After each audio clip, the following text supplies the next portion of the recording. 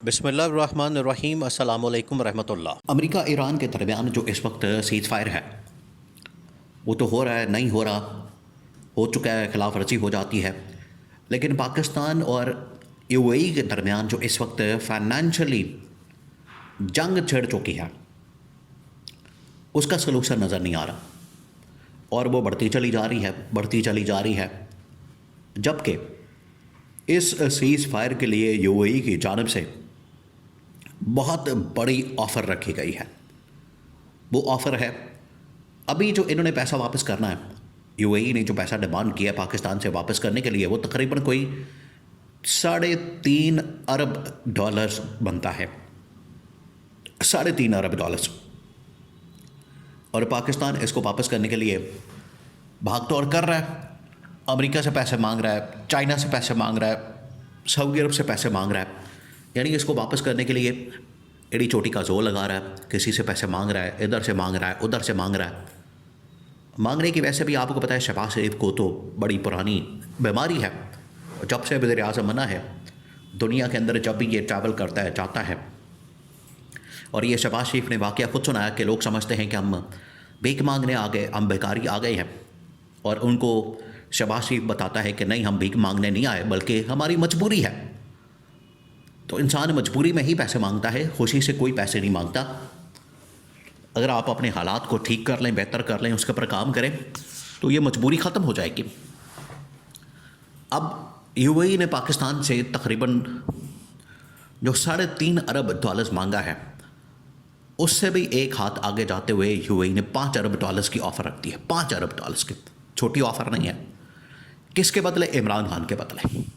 अब आपने पूरा सिनेरियो को समझना है, क्योंकि इस वक्त हालात बड़े क्रिटिकल है, इमरजेंसी एक सिचुएशन है पूरी दुनिया के अंदर, नॉर्मल हालात नहीं है। अब अगर ये जंग मंदी हो जाती है, फ़र्ज़ करें, और सीज़ फायर हो जाता है अमेरिका ईरान के दरमियान, दोनों मामलात बेहतर कर लेते हैं, ईरान उसमें से बहुत ज़्यादा गेन करेगा, फ़ायदा हासिल करेगा, अमेरिका को भी रिलीफ मिल जाएगा, बाकी जो यूरोपियन ममालिक हैं, अरब ममालिक हैं, अपना नॉर्मल हालात में चले जाएंगे। पाकिस्तान जब अपने नॉर्मल हालात में आएगा तो यहाँ पर फिर वही महंगाई, बेरोज़गारी, रोना पिटना, इकॉनमी की तबाही और बर्बादी, ये दोबारा से सामने आ जाएंगी चीज़ें। तो पाकिस्तान को इस पूरी सूरत हाल से, एपिसोड से क्या मिला? सुखे तो मिला भैया। आप ये जो जंग बंदी करवा रहे हैं, इससे आपको मिलेगा क्या? कि आपको पैसे मिल जाएंगे, डॉलर्स मिल जाएंगे, कि आपको इन्वेस्टमेंट मिल जाएगी, कि आपको सरमायाकारी मिल जाएगी? कुछ नहीं मिलने वाला। थोड़ा बहुत नाम होगा 2-4 दिन के लिए, पर उसके बाद सारा मामला ठंडा पड़ जाएगा, फिर कोई और मसला पैदा हो जाएगा। और वैसे भी ये सीज़ फायर जो पाकिस्तान ने करवाया है, ये 5 मिनट नहीं सर्वाइव कर सका और टूट गया। सीज़ फायर इसराइल ने तोड़ दिया और पाकिस्तान के अंदर इतनी हिम्मत नहीं हुई। यही असल में ताकत की बात होती है। अगर यहाँ पर कोई मजबूत लीडर होता, यहाँ पर अगर कोई अवामी लीडर होता, इमरान खान जैसा, वो कभी भी इजाज़त नहीं देता अमेरिका या इसराइल को कि वो सीज़ फायर की खिलाफ वर्जी करें या धज्जियाँ उड़ा दें। यानी एक तरफ सीज़ फायर होता है, 5 मिनट बाद आप दोबारा ईरान के ऊपर हमला कर दें, लेबनान के ऊपर हमला कर दें, लाशें बिछा दें, और पाकिस्तान उसकी मजम्मत भी नहीं कर रहा, शहबाज शरीफ उसकी मजम्मत भी नहीं कर रहा। उसूलन तो इनको मजम्मत करना बनती है, लेकिन उन्होंने ये भी नहीं किया। अब ये जो यूएई की जानिब से ऑफ़र सामने आई है $5 अरब की, छोटी ऑफ़र नहीं है। 3.5 इन्होंने वापस करने हैं, उन्होंने 5 की ऑफ़र कर दी है। ये क्यों की गई है? अब आपने ये पूरी सिचुएशन को समझना। देखिए, ऑलरेडी अमेरिका ईरान जंग की वजह से यूएई को बहुत ज़्यादा लॉस हुआ है, बहुत ज़्यादा नुकसान। दुनिया के अंदर अगर किसी को सबसे ज़्यादा नुकसान हुआ है, सबसे ज़्यादा लॉस हुआ है, तो वो यूएई को हुआ है। यूएई को सबसे ज़्यादा नुकसान हुआ है, और यूएई के अंदर ही सबसे ज़्यादा ड्रोन और मिसाइल मारे गए ईरान ने। और इसकी एक वजह यह भी है, देखें, अब इसके पीछे जो सबसे बड़ी वजह कि यूएई को इसराइल की एक कॉलोनी समझा जाता है। जिस तरह से कॉलोनियल दौर के अंदर आज से तकरीबन कोई 100 साल पहले पूरी दुनिया के अंदर एक कॉलोनियल दौर था, कॉलोनाइजेशन का। अमेरिका अपनी कॉलोनीज बनाता था, फ्रांस अपनी बनाता था, इटली, जापान, इसी तरह से बरतानिया, पुर्तगाल, ये अपनी अपनी कॉलोनी बना लेते थे, जिसमें बर सगीर पाकिस्तान, इंडिया, पाको हिंद, ये भी एक बरतानिया की कॉलोनी थी। बिल्कुल उसी तरीके से आज के मॉडर्न दौर में जो कॉलोनाइजेशन का दौर है, अब मॉडर्न फॉर्म के अंदर आ चुका है।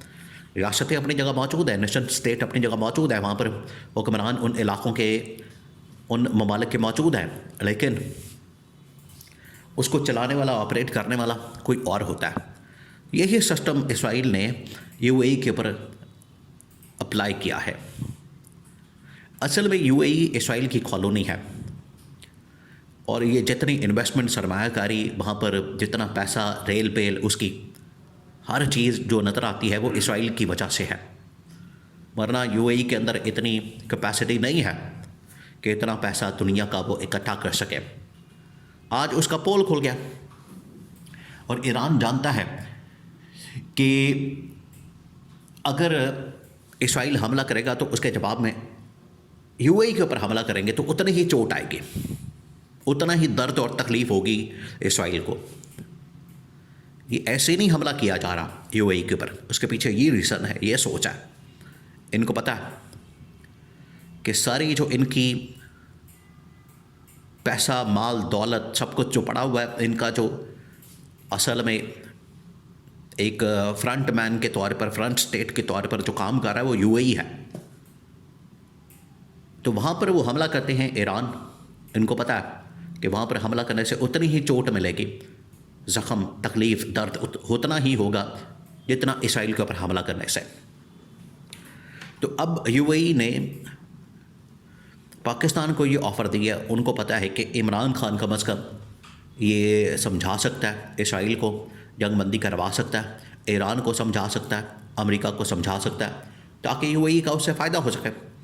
इसीलिए उन्होंने इमरान खान की रिहाई के बदले पाकिस्तान को $5 अरब की ऑफ़र की है कि अगर इमरान खान आ जाता है तो उसे कम से कम जो सीज़ फायर है वो हो जाएगा, स्टेबिलिटी का फैक्टर दोबारा आ जाएगा। ये है असल में उसके पीछे सोच यूएई की।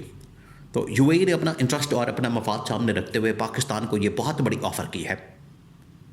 उन्हें पता है कि ये शहबाज शरीफ, नवाज शरीफ, शरीफ ख़ानदान, ज़रदारी ख़ानदान, ये लोग नहीं कर सकते, इनके बस की बात नहीं है।